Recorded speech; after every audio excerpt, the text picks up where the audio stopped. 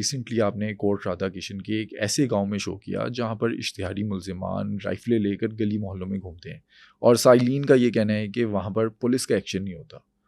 وہ پورا کیس کیا تھا جس کے لیے آپ وہاں گئی؟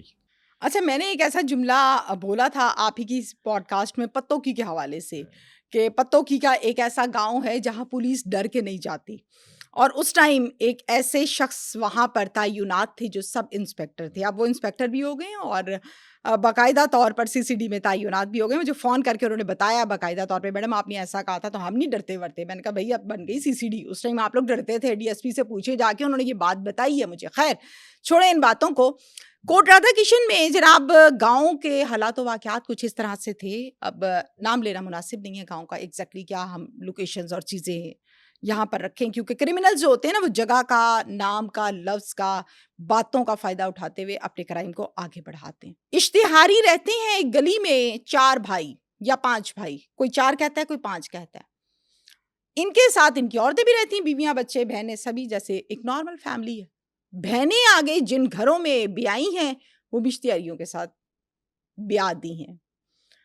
کئی بچے ہیں، POs ہیں. اب PO مطلب اشتہاری ہیں. ڈکیتیاں کرتے ہیں، کرتے آئے ہیں، کرتے جا رہے ہیں. اس گھر کے سامنے ایک ایسا گھر ہے جہاں پر ایک نارمل فیملی رہتی ہے جس میں بچے بھی ہیں اور بڑے بھی ہیں.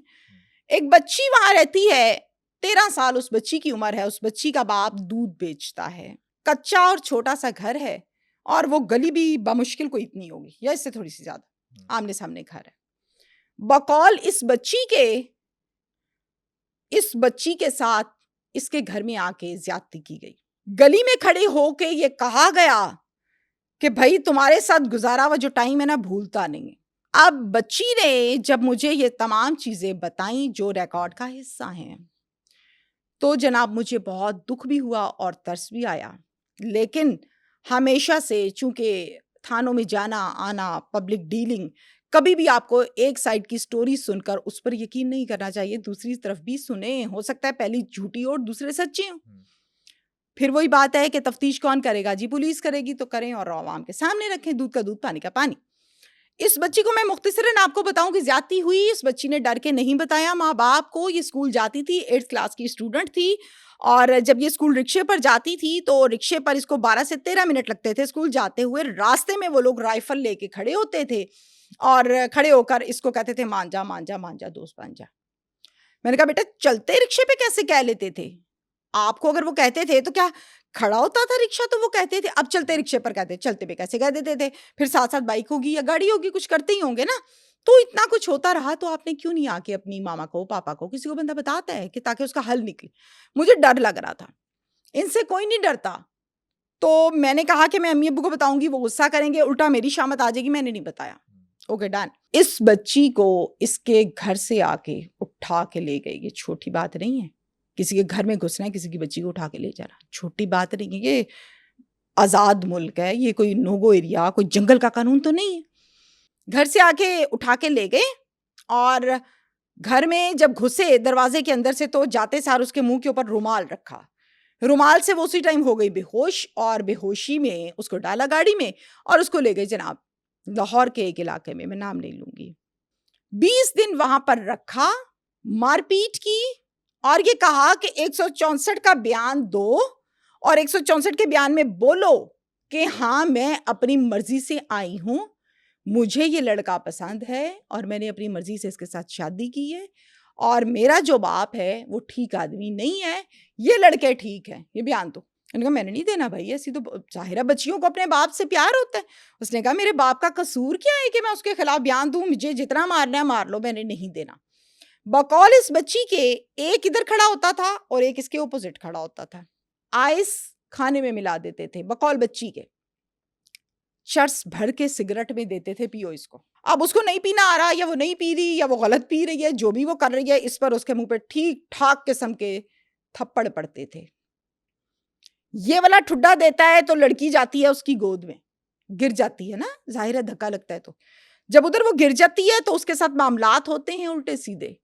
پھر وہ ٹھڈا دیتا ہے اس کے پاس. کمرے میں یہ لڑکی اس طرح فٹ بال بنی 20 days. اس گھر میں یہ جو لے کر گئے تھے اس کی بہن بھی موجود تھی. اس کو پتا تھا کہ اندر اس لڑکی کے ساتھ کیا. وہ بھی چپیڑے مارتی تھی, ستھری آواز کیوں تمہاری باہر نکلی. کھانا بھی ان میں سے ایک شخص ایسا تھا جو لے کر آتا تھا 2 ٹائم کا, اندر روٹی رکھ دیتے تھے, سالن رکھ دیتے تھے. اس کھانے میں اتنی شدید اسمیل ہوتی تھی کہ وہ میں کھا نہیں پاتی تھی, لیکن میں نے کھایا, ظاہر ہے بھوک لگتی تھی. نہیں پتا دن کب ہے رات کب ہے, اور اسی طرح دن گزر گیا کیونکہ اندر گھڑی کوئی تھی نہیں. اچھا, ایک طرف وہ لڑکی ہے, دوسری طرف ہاں. جو فیملی ہے, باپ ہے, ماں ہے, پولیس کے پاس نہیں گئے؟ پولیس نے کیا ایکشن لیا؟ پولیس کے پاس گئے, ڈھونڈا, پرچہ کروایا اغوا کا. اب پولیس کا کام تو یہ تھا نا کہ اغوا کے پرچے پر دوڑیں لگا کے بچی کو جیسے تیسے زندہ کو برآمد کرتے. رائٹ, ایسی ہے نہیں برآمد ہوئی.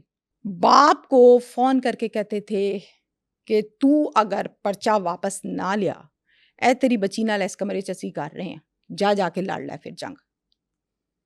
ایک باپ کو جب آپ فون پر سناتے ہیں نا بچی کی چیخیں, تو بندہ زندہ نہیں رہتا.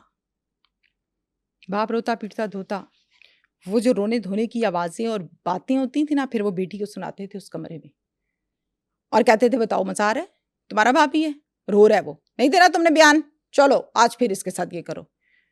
ایٹ دا اینڈ اس لڑکی کو وہ شخص جو ان کا مین بندہ تھا وہ لے کر گیا عدالت میں, نکاح کیا اس سے. کیسے؟ صرف پیپرز پر سائن کروائے. میں نے کہا بچے تم سے پوچھا تھا انہوں نے قبول ہے قبول ہے قبول ہے؟ کہتی جی پوچھا تھا. میں نے کہا کتنی دفعہ؟ کہتی 1 دفعہ. میں نے کہا کلمہ بھی پڑھایا تھا؟ کہتی نہیں کلمہ نہیں پڑھایا. میں نے کہا نکاح کر کے کہاں لے کر آیا؟ کہتا اسی کمرے میں جہاں پر اغوا کر کے لے جا کے بند کیا تھا. میں نے کہا نکاح کے بعد کو رویہ ٹھیک ہوا تھا یا نہیں؟ اس نے کہا نہیں, بالکل اسی طرح جا کے بند کر دیا تھا.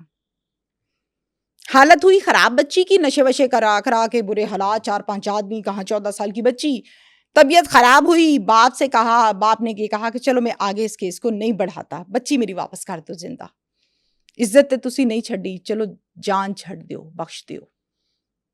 پھر گاڑی میں ڈالا اس بچی کو, اور پھر ایک ویران سڑک کے اوپر دروازہ گاڑی کا کھول کے پھینک کے آگے چلے گئے. میں آپ کو انڈین مووی کا سین نہیں سنا رہی, ریالٹی بیسڈ چیزیں سنا رہی ہوں. روڈ پر پھینک کے باپ کو کہا اتھے سوٹتی ہے, جا کے چک لے اپنی بیٹی, چھڑتی ایسی.